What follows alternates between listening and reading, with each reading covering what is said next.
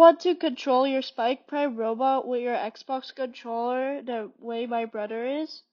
In this video, I will show you how to do that.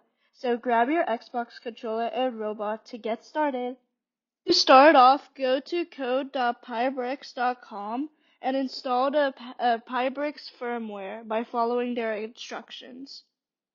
Then connect your robot to the computer via Bluetooth. Once it's connected, create a new Python file and start writing the code.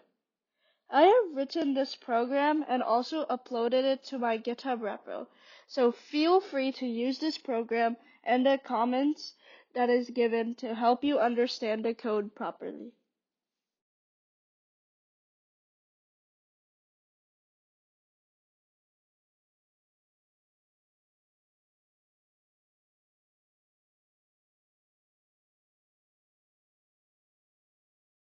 If you want to learn more about the Xbox controller class in Pybricks, go to their documentation, click the menu button, and then go to the I/O devices section and look for the Xbox controller class.